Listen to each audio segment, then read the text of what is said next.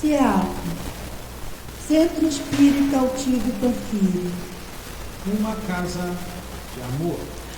Bom dia, os companheiros aqui presentes, bom dia quem nos acompanha de casa. Nós vamos dar continuidade à nossa aula do Evangelho. Estamos estudando o capítulo 17, Sede Perfeitos. Esse capítulo é maravilhoso. Nós vamos continuar hoje a partir do item 4, que vai falar justamente para nós, os bons espíritas.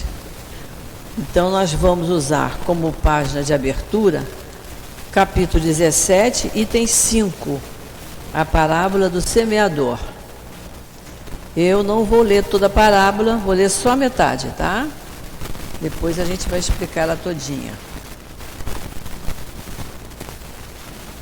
Capítulo 17, item 5. Então, isso está no Evangelho de Mateus, capítulo 13, 1 a 9. E diz assim: Nesse mesmo dia, Jesus, tendo saído de casa, sentou-se à beira do mar, e logo juntou-se em volta dele uma grande multidão, de tal sorte que foi preciso entrar numa barca, onde se sentou, e todo o povo permaneceu de pé na praia. Ele então disse muitas coisas por parábolas, falando.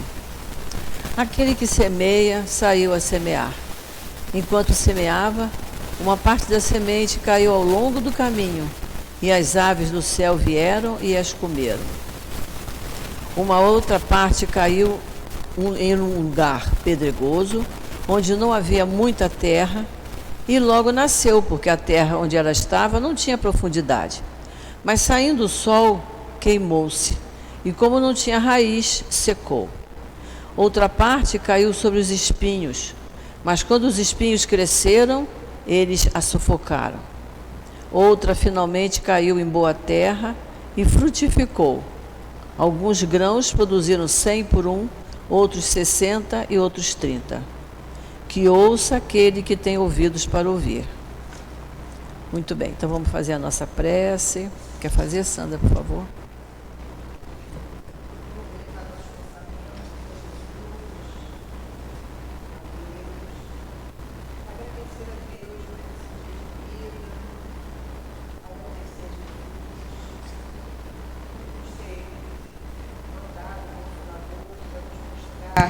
Essa doutrina, para nos esclarecer, para a gente começar a nossa caminhada para a evolução. Vamos agradecer também a seu altivo, Dr. Erma, e a todos que compõem a coluna de espírito dessa casa, pelo amor que a gente recebe, pelo carinho e por todos os trabalhos que aqui fazemos. E vamos agradecer a Jesus mais uma vez pelos esclarecimentos e pelos estudos dessa manhã de domingo, por estarmos aqui aprendendo a sua doutrina, nos esclarecendo a outros. Obrigado por essa bênção. Graças a Deus. Graças a Deus. Bom, então nós vamos partir do item 4, os bons espíritas. Pode ter, Sandra. O espiritismo bem compreendido, mas principalmente bem sentido, forçosamente conduz aos resultados acima mencionados, que caracterizam o verdadeiro espírita, assim como o verdadeiro cristão, porquanto um e outro agem da mesma forma. Vocês vejam bem Kardec dizendo, o verdadeiro espírita e o verdadeiro cristão tem que agir da mesma forma. Que se ele é cristão, ele aprende os ensinamentos do Cristo, independente de que outro título ele tenha. Aí a Sandra leu aqui, olha, o espiritismo bem compreendido forçosamente conduz aos resultados acima mencionados. Que resultados acima mencionados foram esses? Que nós vimos na semana passada, no item 3, o homem de bem, onde ele diz, o verdadeiro homem de bem é, aí começa, aquele que pratica a lei de justiça, amor e caridade, é aquele que interroga a sua consciência. E vocês me acompanhem. No parágrafo seguinte ele diz, é aquele que tem fé em Deus. No parágrafo seguinte ele diz, aquele que tem fé no futuro. Depois ele diz, aquele que sabe que todas as vicissitudes da vida todas são provas e expiações. Depois ele diz, verdadeiro homem de bem é aquele que, inspirado pelo sentimento de caridade e amor ao próximo, faz o bem pelo bem, sem esperança de retorno. Depois ele diz, é aquele que encontra satisfação nos benefícios que distribui. Mais adiante ele fala, é aquele que pensa nos outros antes de pensar em si, busca o interesse dos outros antes do seu próprio interesse. No parágrafo seguinte ele diz, o homem de bem é humano, é bom, é benevolente, sem fazer distinção de raça nem de crença. Respeita todas as convicções sinceras dos outros e não amaldiçoa aqueles que não pensam contra ele. Não amaldiçoa no sentido de não ficar discutindo, mas você está errado, eu é que estou certo. Ele não faz isso, né? E aí nós vimos o último parágrafo, que ele diz assim, continuando. No outro parágrafo seguinte ele fala, em todas as circunstâncias a caridade é o seu guia. No parágrafo seguinte ele diz, não tem ódio, nem rancor, nem desejo de vingança. Perdoa-se, e ele diz, ele sabe que será perdoado, assim como ele mesmo houver perdoado, como nós dizemos sempre no Pai Nosso, né? No outro parágrafo ele fala, o homem de bem é indulgente. No outro ele diz que ele não sente prazer em procurar defeito nos outros. Depois ele diz, é aquele que estuda suas próprias imperfeições. No outro parágrafo ele diz que não procura fazer valer nem seu espírito, nem seus talentos à custa de outros. É aquela pessoa que gosta de fazer comparações, né? Eu sou melhor, eu sei mais do que ele. Não se envaidece da sua fortuna nem de suas vantagens pessoais. Usa, mas não abusa dos bens que lhe são concedidos. Os bens são concedidos. A gente assim, eu trabalhei e conquistei. Mas se não der bom uso, perde. Os bens são concedidos, né? Depois ele diz, ele fala da questão da ordem social, a conscientização que a gente tem que ter quando a gente é chefe, não é? Que ela colocou pessoas sob a sua dependência. Então você está agindo como chefe. Aí ele diz, usa a sua autoridade para levantar o moral, mas não para esmagar os seus subalternos. No parágrafo seguinte ele fala daquele que é o subalterno. A pessoa subordinada compreende os deveres da sua posição. E por último ele diz, o homem de bem, enfim, respeita nos seus semelhantes todos os direitos que as leis da natureza lhe concedem, como desejaria que os seus fossem respeitados. E termina dizendo que o que acaba de ser exposto não é a enumeração completa das qualidades que distinguem o homem de bem. Não é a enumeração completa. Mesmo que a gente olhe parágrafo por parágrafo e diga assim, isso eu já faço, isso eu já faço, isso eu já faço. Aí quando chega aqui no final diz, não é? Ainda falta muito, né? Não é a enumeração completa de todas as qualidades que distinguem o homem de bem. Mas aquele que se esforça para possuir essas qualidades que aqui foram mencionadas, está no caminho certo que conduz às outras. Então já deu um pouquinho mais de consolação para a gente. Agora vamos aos bons espíritas. A Sandra já leu o primeiro parágrafo, vamos ver o segundo. O Espiritismo não cria nenhuma nova moral. Ele facilita aos homens a compreensão e a prática da moral do Cristo, dando uma fé sólida e esclarecida àqueles que duvidam ou vacilam. O Espiritismo não cria nenhuma nova moral, porque espírito sempre houve, reencarnação sempre houve, não foi criado por Kardec. Ele apenas se debruçou sobre o assunto, estudou, analisou e passou para nós, o que foi muito bom, né? Mas o Espiritismo facilita a compreensão e a prática da moral do Cristo. Porque, como está lá no capítulo 23, a estranha moral, há uma série de coisas que a gente fica assim, mas Jesus falou assim? Será que ele falou desse jeito? Por isso que Kardec fez um capítulo inteiro só sobre o que a gente estranha. Então é a estranha moral.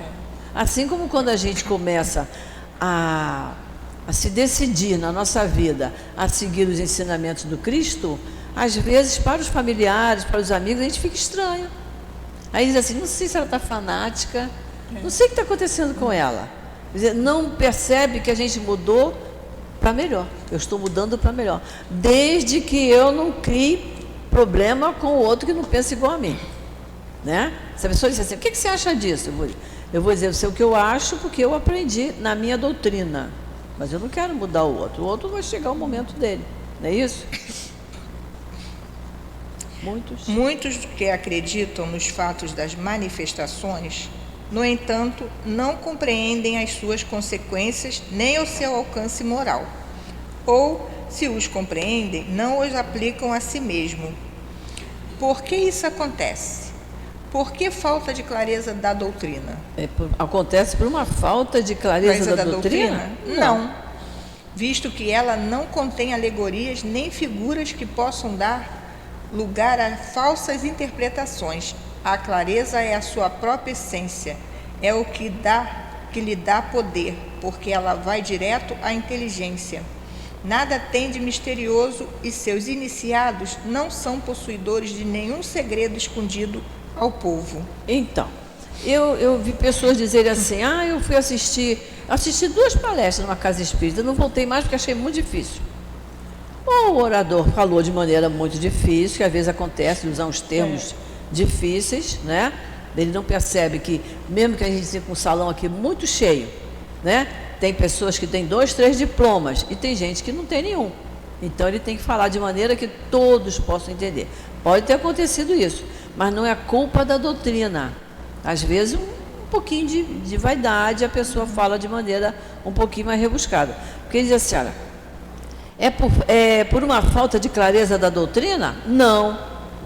Visto que ela não contém alegorias, Kardec não falou por alegorias, porque ele já considerou que nós já estávamos prontos para ouvir e entender, que não foi o caso de Jesus há 2000 e tantos anos atrás.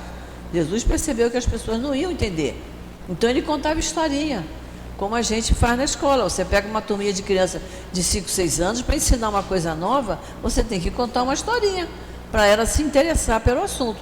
Então foi por isso que Jesus contava por alegoria, né? Nem tem figuras que possam dar lugar a falsas interpretações. Se ela é interpretada falsamente, é porque a pessoa não prestou atenção. Uma vez eu vi um religioso, estudioso, não era espírita, e ele disse, o homem é de natureza má. Dá até um choque na gente, né? Por isso ele comete tantos erros.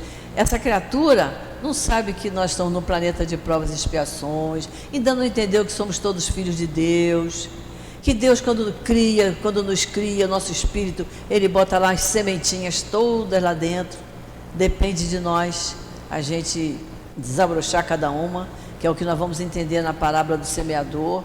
Essa criatura religiosíssima e culta não entendeu isso, e disse isso num programa de televisão, mostrando que é muito normal o homem ser mau, porque ele é de natureza má. Chega a doer, né? Fala. O microfone está por aí? Não está. E Tiago foi na busca. Pode falar? Não, fala. E aí vai até em contradição a Deus, né? Porque se Deus vai criar uma pessoa essencialmente má, ele era bom e misericordioso. Exatamente. É. E geralmente assim, é a asa moral e a asa intelectual. Geralmente as pessoas que são muito intelectualizadas e se prendem a isso, elas não dão chance para lá do lado moral. Isso, Você tem que tentar trabalhar os dois lados. A gente estudando aqui vê que o lado intelectual vai mais rápido, geralmente, né? Mas a gente tem que priorizar a moral. Que é onde está a nossa dificuldade. É. Não que sejamos maus. Não. Nós temos os vícios. Nós temos os defeitos. Eles são muito fortes. E a gente está aqui para isso mesmo, para se depurar, se livrar desses vícios e começar a semear as virtudes que a gente tem. porque a gente tem os defeitos, tem os vícios, mas nós temos inteligência, e aí Deus nos deu o livre-arbítrio. E aí você tem que aprender a equilibrar tudo isso, né? Então não tem desculpa para isso, né? E ele diz, a clareza é a sua própria essência, porque ela vai direto à inteligência. E aí, eu já contei isso algumas vezes em outras turmas, eu conheci uma pessoa que não sabia nem escrever o nome. E numa aula de evangelho, a instrutora fez uma pergunta, e mais ou menos umas 25 pessoas, ficou todo mundo em silêncio. E ela disse assim, eu gostaria de dar a minha opinião. Gente, ela falou o que estava no evangelho, ela entendeu. Então independe do grau de instrução, porque ela não estudou muito, mas ela é inteligente. E ela estava pensando no que estava, ela estava atenta ao que estava sendo dado ali. E ela muito humildemente custou levantar o dedinho dela. Aí a instrutora disse, fala fulano. E ela falou o que os outros 24 não conseguiram discernir o que estava ali. Estava todo mundo pensando o que ela queria como resposta, o que ia responder. E ela disse certíssimo. Então, quando ele diz isso aqui, que a clareza vai direto à inteligência, não vai direto ao título que a pessoa tenha, aos diplomas que ele tenha. Vai ao interesse, porque também é importante que a gente tenha interesse de ouvir isso e aprender. E dizer, eu tenho que começar a fazer isso, eu tenho que começar a mudar. E isso é a nossa vontade, que é a nossa potência, é a vontade, como diz Leon Denis, é a potência da nossa alma, é usar a minha vontade e dizer, eu tenho que mudar. Aquilo assim que eu estou fazendo não está bom, eu vou mudar. E aí a gente melhora, a gente sobe um degrauzinho, né? Então vamos lá. Seria então necessário uma inteligência fora do comum para compreendê-la? Não, pois vê-se em homens de uma capacidade notória que não a compreendem, enquanto que inteligências vulgares, de jovens mesmo, apenas saídos da adolescência, aprendem com uma admirável justeza aos seus detalhes mais delicados. Isso ocorre porque a parte de alguma forma material da ciência só requer olhos para observar, enquanto que a parte essencial necessita de um certo grau de sensibilidade, que se pode chamar de maturidade do senso moral. Maturidade independente da idade, do grau de instrução, porque é inerente ao desenvolvimento de um sentido especial do espírito encarnado. Tiago, aquele microfone está por aí? Que o pessoal... Então, olha só. Olha que coisa interessante que ele diz aqui, né? Que nós já tínhamos feito esse comentário, né? Que pessoas de capacidade notória nem sempre compreendem, porque não está muito ligado naquilo, ou está reagindo. Tem gente que reage muito, não quer mudar, né? Ele diz assim, isso ocorre porque a parte, de alguma forma, material da ciência só requer olhos para observar. O cientista é um observador. Ele se debruça sobre aquele assunto, ele é um grande observador. Mas aquilo não vai mudar a maneira dele agir. Ali na hora do trabalho ele está fazendo aquilo. Saiu dali, ele continua sendo a mesma pessoa, né? Agora, a doutrina espírita, o que ela pede? Que eu seja a mesma aqui dentro e lá fora. Então ele diz aqui, enquanto que a parte essencial necessita de um certo grau de sensibilidade. Quer dizer, a essência da doutrina espírita necessita de um certo grau de sensibilidade. A gente precisa se sensibilizar, né, com a situação do nosso próximo. E não só se sensibilizar consigo mesmo, né? Tem gente que passa por uma dor, um sofrimento e chora. Está sensibilizada com o que está acontecendo com ela. Agora, o que acontece com o outro é problema dele, ele vai resolver, a solução vai chegar, mas às vezes nem empresta um ouvido, um ombro para a pessoa falar alguma coisa, né? Aí ele diz, a parte essencial necessita de um certo grau de sensibilidade, que se pode chamar de maturidade do senso moral. Senso moral, que é o que está lá no Livro dos Espíritos, é o que nos difere dos animais. Nós temos senso moral, eles têm um princípio inteligente, por isso eles aprendem algumas coisas, mas o senso moral é do ser humano, né? Mas esse senso moral tem que ir amadurecendo, porque faz parte do nosso espírito. Maturidade, independente da idade, a gente vê jovens, né? Eu sei porque conheço até hoje muita gente do grupo jovem lá do Centro Espírita Leon Denis, que é muito grande, é um grupo muito grande, eu tenho até sobrinhos que participam, e eles têm uma dedicação ao trabalho da casa, marcam reunião para eles, sábado de tarde, domingo de tarde, eles estão lá. Hoje ele vai lá em casa, esse meu sobrinho. Mas há 15 dias atrás eu perguntei, você não quer vir aqui tomar um café? Não posso. Tem uma reunião, ele está com 30 anos, mas agora ele coordena a reunião de jovens. Eu tenho reunião de jovens hoje às 3 horas no Leon Denis. Então, cria um senso de responsabilidade, um amor à doutrina. E aquilo fez bem a ele. É uma criatura que estudou, se formou, trabalha, progrediu materialmente como qualquer um de nós, mas se dedicou à doutrina. Jovem, né? Por isso que ele diz, independente da idade e do grau de instrução, porque é inerente ao desenvolvimento, em um sentido especial, do espírito encarnado. Então, esse senso moral vai se desenvolvendo e vai aprimorando e ajudando a evoluir o espírito encarnado. Então, isso é importante que a gente preste atenção nisso, porque ele está falando dos bons espíritas, e é isso que o bom espírita tem que fazer. Não é só, como tem gente que diz assim, eu venho a casa não sei quantos dias na semana, mas está prestando atenção? Né? Está aprendendo, está mudando os seus hábitos ao lidar com a companheira, com o companheiro, ao lidar com os filhos, está mudando a maneira de lidar com o vizinho problemático. Se não estiver mudando, não adianta vir aqui 5 vezes na semana, não é? Não adianta nada. Então, não é que não adiante, mas está vindo, mas não está aprendendo, né? Não está aproveitando. Não está aproveitando a oportunidade. Não está aproveitando a oportunidade. Então vamos lá. Em algumas pessoas, os laços da matéria são ainda muito fortes para permitir ao espírito desligar-se das coisas da terra. Ainda ontem falamos sobre isso, né, Guilherme? Quando você fala da duplicidade, né? Da dupla natureza, tá vendo? Em algumas pessoas, os laços da matéria são ainda muito fortes. A pessoa acha que é só isso aqui. É só o dia a dia que ela vive, né? A obscuridade que as cerca tira-lhes a visão do infinito. Eis porque não conseguem romper facilmente nem com seus gostos, nem com seus hábitos, pois não entendem que possa haver algo melhor do que aquilo que possuem. Não querem mudar os hábitos. As pessoas dizem assim, mas e ao centro sábado? E ao centro domingo? Como é que fica isso? Não quer mudar os hábitos, né?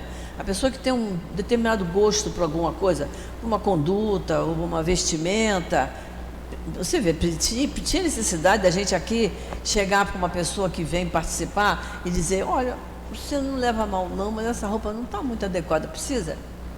Que ninguém entra na praia de saia comprida, né?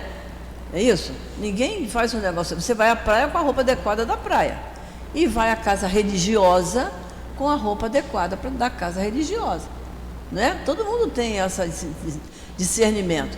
Mas por que às vezes a gente é obrigado a chegar para a pessoa com delicadeza e dizer, essa roupa não está adequada? Você não leva mal, mas bota uma roupa um pouquinho mais decente, né? Não é bem esse o termo que a gente deve usar, né? Mais composta, né? Para estar aqui dentro. Não precisava, né? Mas a gente é obrigado a fazer. A crença nos espíritos é para elas um simples fato, que nada ou pouco modifica suas tendências instintivas. Em uma palavra, elas só veem um raio de luz insuficiente para conduzi-las e dar-lhes uma aspiração profunda, capaz de vencer suas inclinações. Ligam-se mais aos fenômenos do que à moral, que lhes parece banal e monótona. Pedem aos espíritos para iniciá-las incessantemente em novos mistérios, sem se perguntarem se já são dignas de penetrar os segredos do Criador. Tem gente que acha que centro espírita é muito monótono, né? Porque chega aqui, olha, impera aqui o silêncio, a gente ora para começar, ora para acabar, né? Quando tem alguém conversando, ontem de manhã tinha 2 pessoas lá atrás conversando, já senta lá atrás que quer trocar umas ideias, não estão respeitando aqui, mas a gente sente que isso incomoda. A pessoa que está sentada na frente, de vez em quando, dá uma olhadinha para trás, porque incomoda, porque aqui não é lugar da pessoa. Se veio para reunião pública, para assistir uma palestra, não é para sentar ali e conversar, não é isso? Então, tem pessoas que não percebem, não entenderam ainda o que é. Então, são pessoas que são ligadas aos fenômenos, né? A pessoa diz assim, puxa, eu assisti tantas reuniões já no Leon Denis, nunca vi ninguém receber espírito, nunca vi, mas não é lugar. Tem um dia lá que é especial para isso, como nós aqui, é na sexta-feira. Vocês já pensaram se todo mundo que tem mediunidade, numa reunião pública, cada um desse um tremelique, caísse da cadeira, caísse para trás? Ia ser um terror. Então, tudo tem um lugar, e os espíritos aqui trabalhando para isso, para equilibrar o ambiente, para que isso seja feito no dia próprio, no horário certo. Uma casa séria, que estuda, é assim. Em outras casas, não sei, porque nunca frequentei. Mas numa casa séria, é assim que acontece. Aí a pessoa que vem querendo ver fenômenos, aí acha que já foi difícil, não entendi nada que o orador falou, pois ninguém sentiu nada, acabou dali, foi todo mundo embora. Não entendeu? Não faz mal, vai chegar o momento dela entender. Tais pessoas são os espíritos imperfeitos, alguns dos quais ficam pelo meio do caminho ou se afastam dos seus irmãos de crença, porque recuam diante da obrigação de se reformarem, ou então reservam suas simpatias para aqueles que partilham suas fraquezas ou suas prevenções. Aqueles que gostam de escutar os comentários deles, as bobagens que falam, né? E são pessoas que não valorizam, né? Ah, eu sei que espírita estuda muito. Eu tenho uma opção de pessoa conhecida que fala isso para mim. Eu sei que espírita estuda muito. Digo, mas tem que estudar. Não é ler, né? Tem gente que tem uma biblioteca de livro espírita em casa, porque é uma beleza. Mas na hora do vamos mostrar que foi que eu aprendi, é igual a qualquer outra pessoa. Então não adiantou. Não é ler livros espíritas, é estudar para poder agir de acordo com o que está estudando. Entretanto, a aceitação do princípio da doutrina é um primeiro passo, que lhes tornará mais fácil o segundo, em uma outra existência. De repente, não conseguiu dar o segundo passo nessa, vai ter uma outra existência. Que bom que temos, né? Teremos, sempre Deus nos dá outras chances, né? Então, já deu o primeiro passo, a outra vai ficar o outro passo fica para outra existência. Vamos lá. Aquele que pode, com razão, ser qualificado de verdadeiro e sincero espírita, encontra-se em um grau superior de adiantamento moral. Olha, aquele que pode, com razão, ser qualificado de verdadeiro e sincero espírita, encontra-se no lugar superior de adiantamento moral. Então, a gente fica assim pensando, caramba, onde é que eu estou? Né? Onde é que eu estou? Ainda falta um bocadinho. Sempre que nas nossas preces a gente pede a esses que já conseguiram isso, né?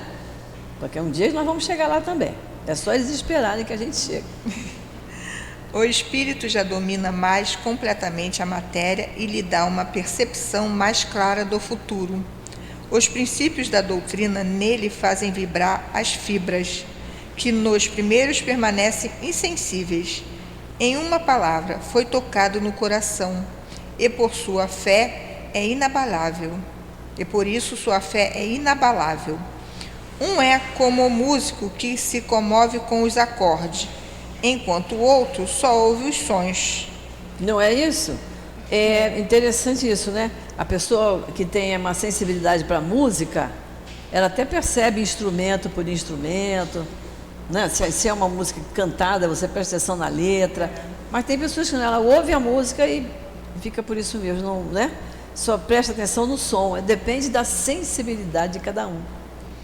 Reconhece-se o verdadeiro espírita pela sua transformação moral e pelos esforços que faz para dominar as suas más inclinações. Olha, essa frase no livro está até escrito aqui em negrito, não está? Tá. Porque olha só, o verdadeiro espírita é aquele que faz esforços. Porque nós ainda não conseguimos aquele adiantamento moral que está dizendo aqui um pouquinho acima. Ainda não conseguimos. Então nós não somos ainda verdadeiro espírita, sincero espírita, mas nós estamos no caminho. Porque nós estamos fazendo esforço, não é? Eu tinha um compromisso ontem, mas eu tinha que vir aqui e vim. Eu tenho um compromisso hoje, vou ter que sair daqui correndo, mas eu tenho que vir aqui primeiro. Então, a gente está fazendo esforço. Kardec não está dizendo que nós temos que mudar de uma hora para outra, que ninguém consegue. Mas desde que você faça um esforço, você vai chegar lá.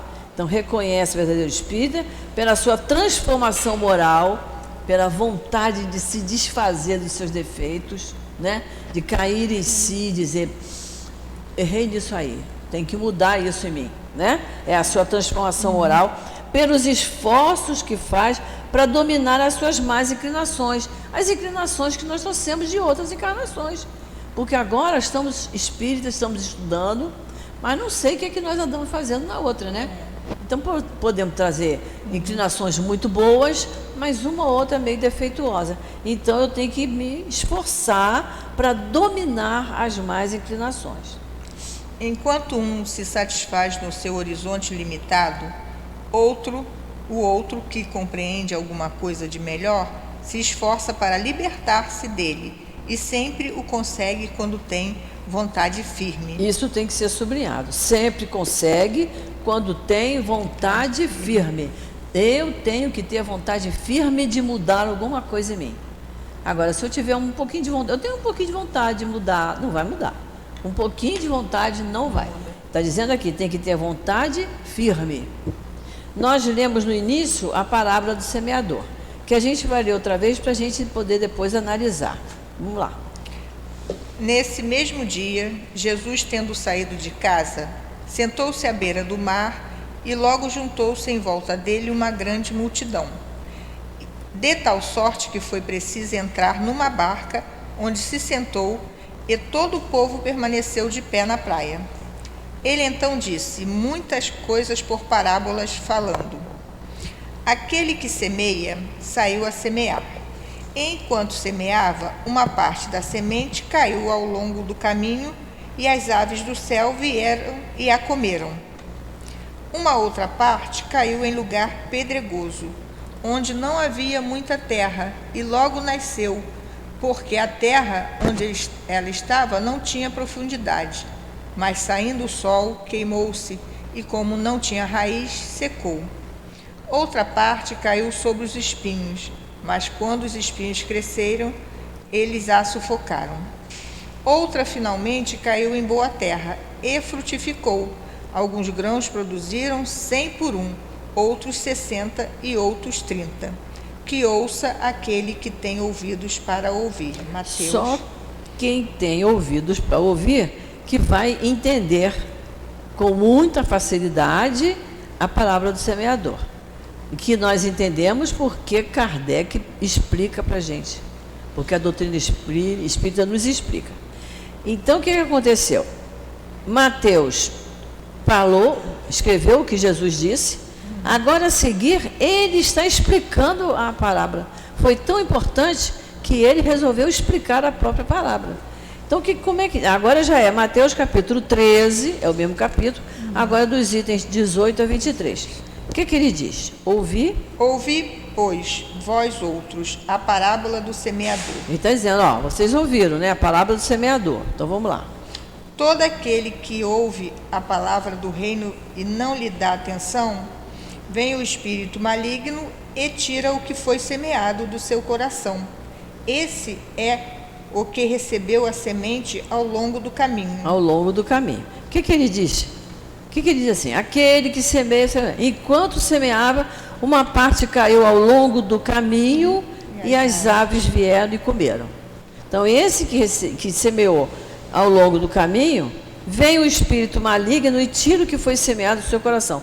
O espírito maligno quer dizer uma ideia ruim, uma ideia errada que a gente tenha, e diz, mas eu não vou fazer isso não. Eu sei que o certo era fazer, mas não vou fazer. Isso aí, é a gente mesmo. Aí, na hora, a malignidade é nossa mesma, não precisa nem vir um espírito de fora para nos dizer. O que recebeu a semente no meio das pedras é o que ouve a palavra e na mesma hora a recebe com gosto. Porém, ele não tem em si raiz, antes é de pouca duração. E quando lhe sobrevém tribulação e perseguição por causa da palavra, logo se escandaliza. Então, aí ele diz aqui na parábola, uma outra parte caiu em lugar pedregoso, onde não havia muita terra. Então, ela cresceu porque a terra não tinha muita profundidade. Mas saindo o sol, a semente queimou-se, e como não tinha raiz, secou. Então ele está explicando aqui. O que recebeu no meio das pedras é aquele que ouve a palavra, na mesma hora ele recebe com gosto, né? Então a pessoa vem, pede uma assistência fraterna, a gente conversa, ouve primeiro a história, o problema da pessoa, depois a gente conversa, a gente pede a ela que venha à casa, que faça orações, que faça o culto no lar, a gente dá as orientações, né? Então, de início ela ouve, até com gosto do que ela está ouvindo, mas depois, como não tinha raiz ainda aquele sentimento dentro dela, né? O que ela ouviu aqui rapidamente, e quando lhe vem a tribulação, chega lá fora, está dirigindo o carro, leva uma fechada, esqueceu tudo. Foi tudo por água abaixo, né? Quando vem um tropeço qualquer, quando chega em casa que vê uma coisa errada, que não estava dando certo, que não foi feito como ela desejaria que fosse, quando lhe sobrevém uma tribulação ou uma perseguição por causa da palavra, logo ela se escandaliza, logo ela muda de ideia. Porque o que ela ouviu, o aconselhamento que ela recebeu, não criou raiz. Por isso que a gente pede que as pessoas cheguem. No dia do passe de cura tem que chegar mais cedo, tem que ouvir as recomendações que são ditas lá dentro, depois tem que vir calmamente para o salão assistir o final da palestra, tem que seguir todas as recomendações que são feitas, e tudo com muita disciplina, tendo a certeza absoluta que aquilo vai fazer efeito, dependendo só de mim, que sou o receptor do passe de cura. Então vamos lá. O que recebeu a semente entre os espinhos é aquele que ouve a palavra, mas em seguida os cuidados deste mundo e a ilusão das riquezas sufocam nele a palavra e ela se torna infrutífera. Esses aí são os rebeldes, né? Os resistentes. E aí ele diz, né? Ele diz aqui, né? Outra parte caiu sobre os espinhos, mas quando os espinhos cresceram, eles sufocaram a raiz. E aqui ele falou, recebeu, o que recebeu a semente dos espinhos é aquele que ouve a palavra, mas em seguida os cuidados desse mundo. Quais são os cuidados desse mundo? São as nossas ilusões, as coisas que a gente gosta de fazer, sabe que não vale a pena, não vai melhorar em nada a minha trajetória espiritual, mas eu tenho um mau prazer naquilo, então eu vou fazer. E a ilusão das riquezas sufocam nele a palavra, então ela se torna infrutífera. O outro. Aquele, porém, que recebeu a semente em boa terra é o que escuta a palavra, que lhe presta atenção e ela frutifica, e rende 100, 60 ou 30 por 1. Isso. Esse é aquele que faz os esforços que nós estávamos falando, né?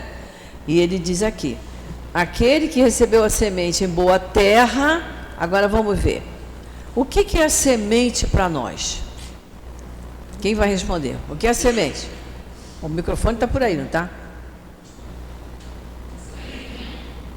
Hein?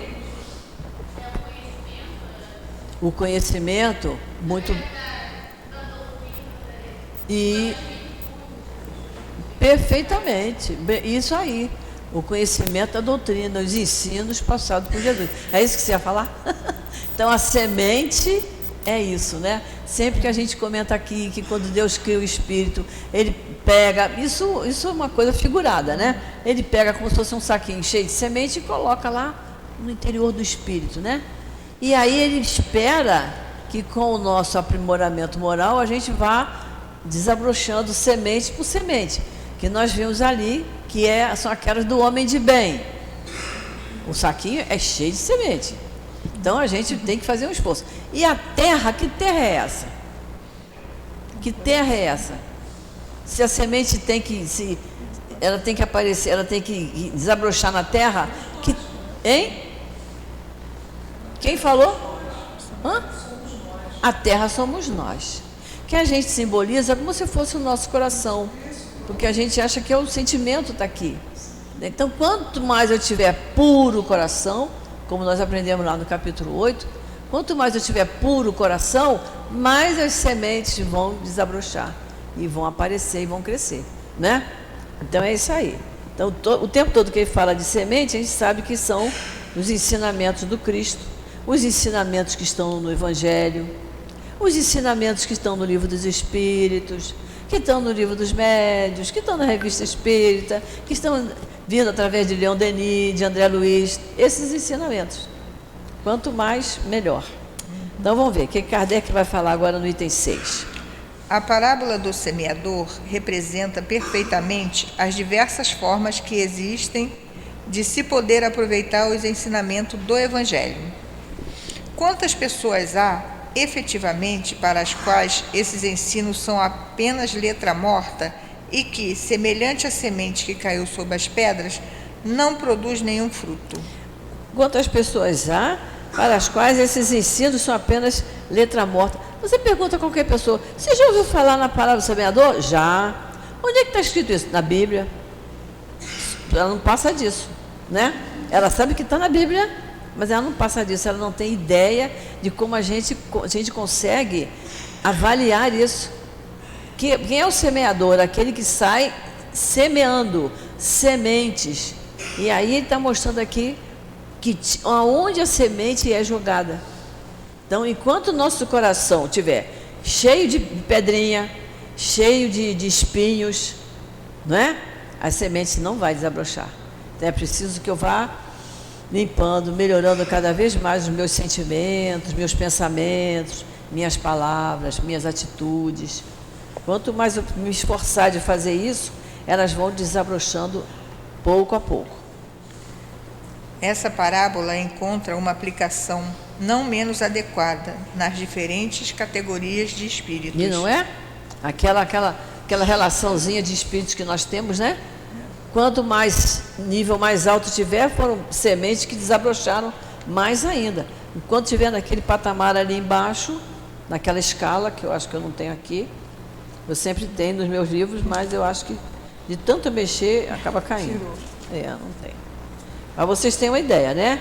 É aquela escala que está lá na questão 100 em diante do Livro dos Espíritos, que mostra as categorias dos espíritos, e aí a gente se acha ali. Na próxima aula, vou ver se eu me lembro de trazer. A gente se acha, né? São várias categorias, e a gente fica triste de ver que a gente ainda está bem aqui embaixinho, sabe? Falta um bocado para chegar lá, mas nós vamos chegar. Não é ela o símbolo dos que se apegam apenas aos fenômenos materiais e nenhuma consequência tiram deles, porque apenas os veem como um objetivo de curiosidade? Ele está falando da parábola, né? Ela mostra as diferentes categorias de espíritos, né? Ela é o símbolo dos que se apegam apenas aos fenômenos materiais. Dos que só procuram o brilho das comunicações mediúnicas, interessando-se somente enquanto elas satisfazem a sua imaginação, mas que, após ouvi-las, continuam como antes, frios e indiferentes? Indiferentes.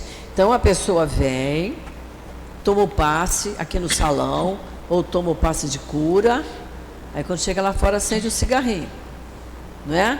Aí leva uma fechada no carro, dá uma resposta bem interessante. Quer dizer, não melhorou nada, não aprendeu nada naquele dia, ela tirou 0. Tivesse que fazer um teste, estava zerado, né? E é isso que a gente tem que... É esforço, né? É esforço a beça, a gente ser desacatado e não responder. Mas é um esforço que precisamos fazer. Dos que acham os conselhos muito bons e os admiram, mas para serem aplicadas aos outros e não a si mesmos? Porque é aquele negócio, não quer sair da sua zona de conforto, não querem responsabilidade, não quer mudar seus hábitos, não quer se transformar interiormente e dizer, não, mas eu sou uma pessoa boa, eu não faço mal a ninguém, mas também não faz o bem, né? Daqueles, enfim, para quem essas instruções são como semente caída em boa terra e que frutificam? É. Isso aí. Instrução. É o final da parábola, é isso aí. É. Alguém quer fazer algum comentário da palavra do semeador? Quer, Guilherme?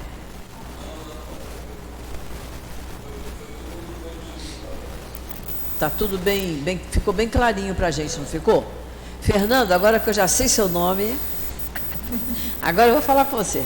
Tudo bem, Fernando? Tudo bem. Gente, olha só, esse item 7 é maravilhoso, né? Vamos começar a ler as instruções dos Espíritos.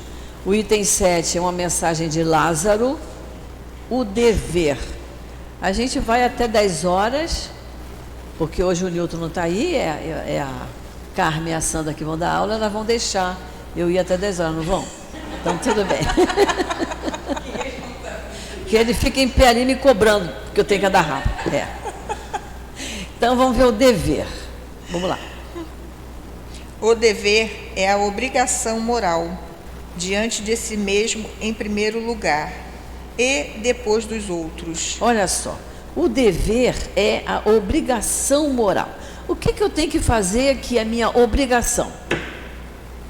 Eu tenho que pagar meus impostos, eu tenho que pagar meu aluguel, eu tenho que pagar a prestação da televisão que eu comprei. Isso é minha obrigação. Eu assumi uma dívida, eu tenho que pagar. Agora, o dever é obrigação moral. Então, se eu me comprometo com o Newton de estar aqui todo domingo às 9 da manhã, isso é o meu dever, é uma obrigação moral. Não é só uma obrigação. A obrigação eu tenho de pagar as dívidas que eu contraí, as dívidas materiais.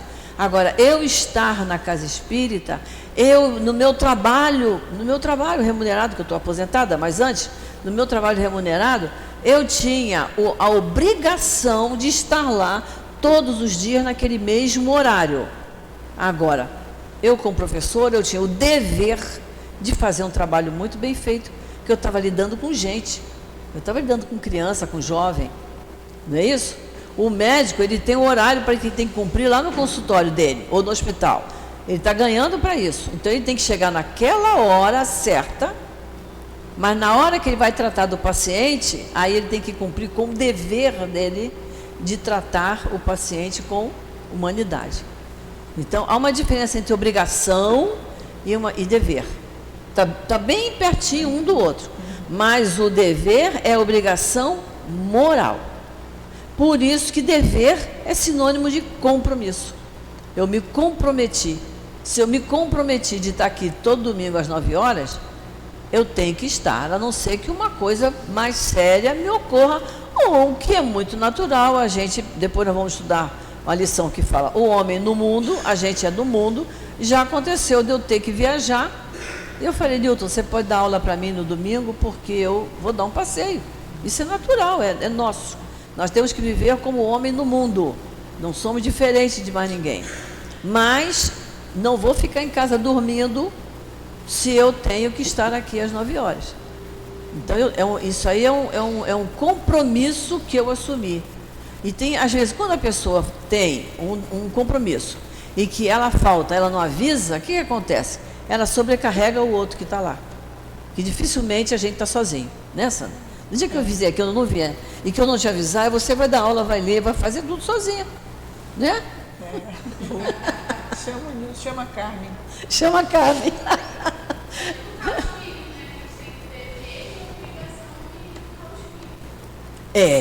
Mas olha, a educação dos filhos é um dever, porque é moral. Agora, pagar a escola deles, se você está pagando um cursinho de inglês ou a escola, aí é obrigação. Né? Você foi lá, matriculou, você tem que pagar. Agora, você educar o seu filho, cobrar dele se ele está estudando, olhar todo o material dele todo dia. Isso é dever, porque isso é compromisso. Quando a gente forma uma família, a gente está comprometido com aqueles seres que estão junto de nós. Seja o marido, seja a esposa, seja pai, mãe, os filhos. Aí é dever, tá? Porque é uma obrigação moral. Acho que ficou, né? Ficou clarinho. Então vamos lá. O dever é a lei da vida. Ele se encontra nos mínimos detalhes e também nos atos mais elevados. Quero falar aqui apenas do dever moral e não do que as profissões impõem. Isso, ele vai se prender só à parte moral. Ele diz que o dever, ele se encontra nos mínimos detalhes e também nos atos mais elevados. Nos mínimos detalhes. Na obra social que a gente trabalhava, teve uma mãe que falou para mim assim: a senhora sabe, eu tive 3 filhos, eu nunca consegui fazer uma mamadeira que não ficasse embolada. E ela, ouvindo sobre a doutrina, aquilo doeu a consciência dela. Ela não aprendeu a fazer um mingau sem embolar. Aí eu falei, pai, então depois da aula você me espera que eu vou te explicar. Né? Ela se tocou que ela não fazia. Quer dizer, o compromisso dela com os filhos estava falho. Porque se você faz uma mamadeira embolada, não passa no bico da mamadeira. Aquele furinho que a gente faz lá, não é? Então você tem que fazer, e temos que fazer a coisa no capricho. A mãe tem que fazer, a mãe, quem estiver cuidando da criança, fazer a comida bem feitinha, caprichada, dar um banho caprichado, arrumar a criança direitinho para ir para a escola, para sair, ou para ficar em casa limpinho, arrumado. Né? Isso aí ela se comprometeu com a família, ela tem que fazer. Isso é um detalhe pequeno.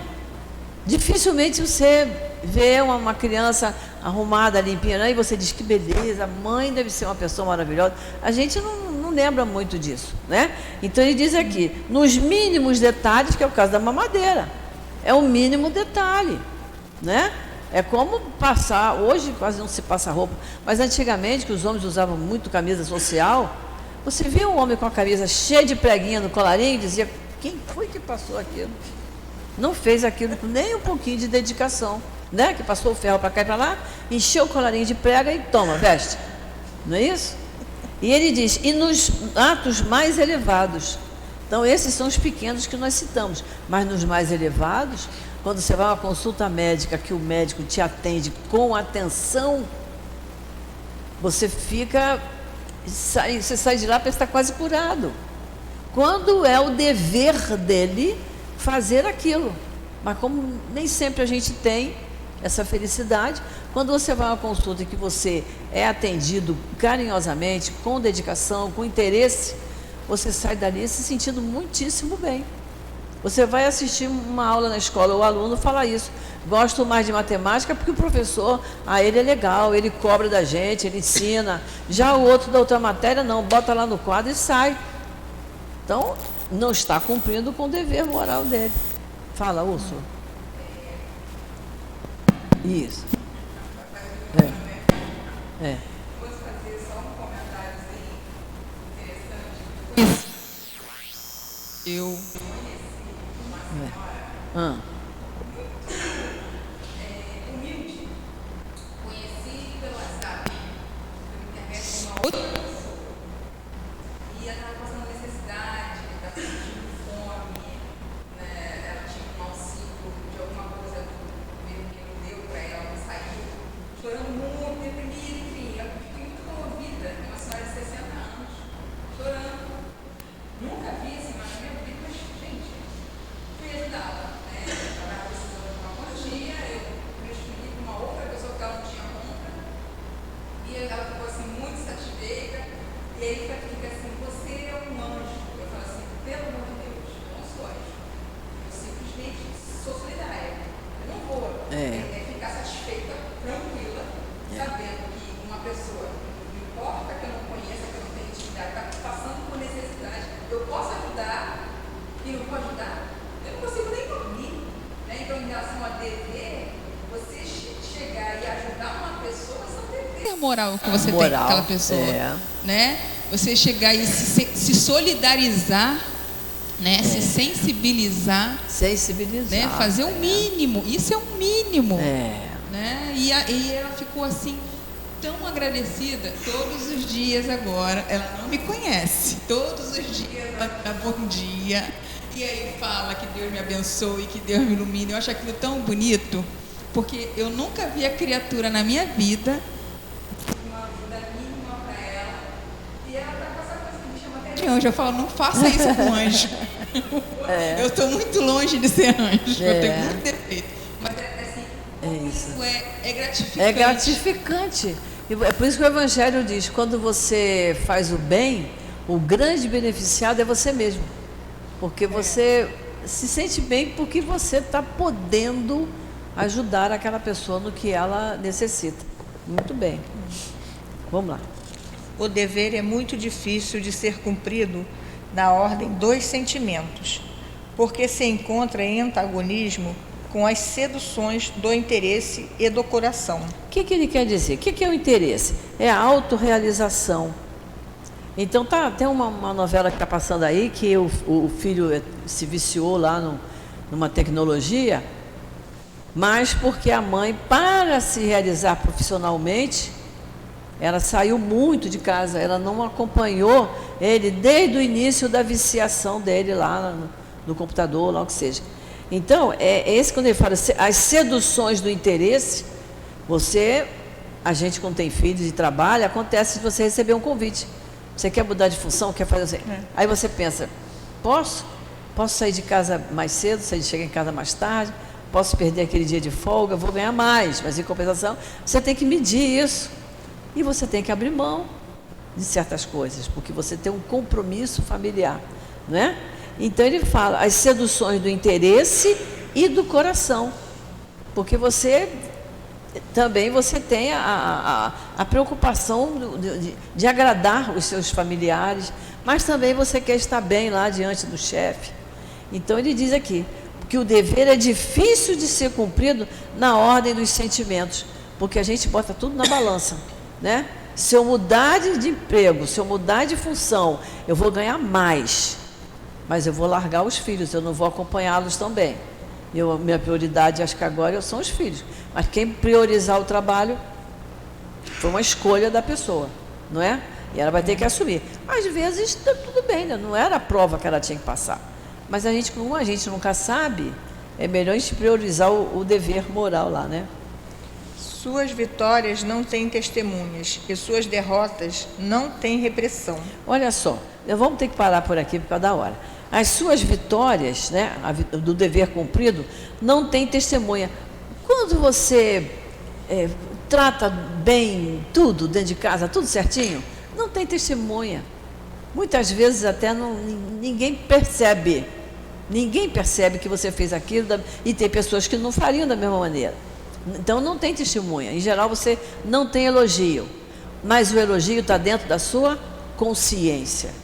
Eu fiz o melhor que eu podia fazer e cumpri com o meu dever. É isso que é o certo.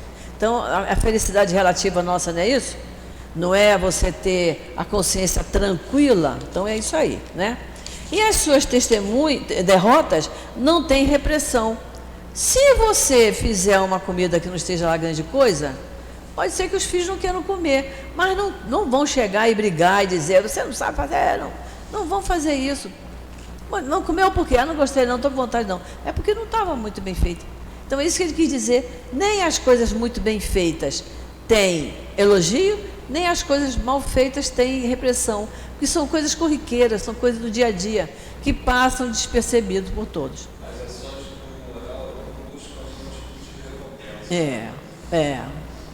O dever, ele nos impele exclusivamente a servir com o bem em qualquer circunstância, em qualquer momento, seja lá para quem for, não é?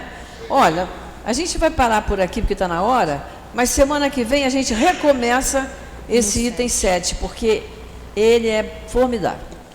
Formidável. Vou até botar a data aqui. É dia 12, né? Isso, a gente recomeça, dá uma pincelada nele, nesse início, porque ele é muito bom. Então vamos fazer a nossa prece.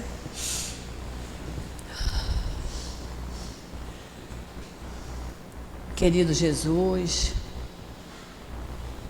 querido Emanuel, patrono do nosso estudo, espíritos amigos que trabalham aqui no nosso SEAP, na nossa Casa de Amor, que trabalham incansavelmente, sempre nos dando força, coragem, nos intuindo para fazermos o melhor que possamos. Nós estamos aqui agradecidos por ter amanhecido o nosso domingo, sendo intuído a estar aqui na nossa casa espírita, estudando o nosso Evangelho e dando continuidade aos estudos que se seguirão. Então, Jesus querido, abençoa cada um de nós, abençoa todos que acompanham esse estudo tão importante, que é o estudo do Evangelho segundo o Espiritismo. Abençoa esta nossa casa, Senhor, onde somos sempre recebidos de braços abertos. Abençoe o nosso companheiro Newton, abençoe a todos os médiuns, os trabalhadores da nossa casa. E assim, Jesus, em Teu nome, em nome desses espíritos amorosos, em nome de Deus, nosso Pai, pedimos permissão para encerrarmos o estudo do Evangelho da manhã de hoje. Graças a Deus.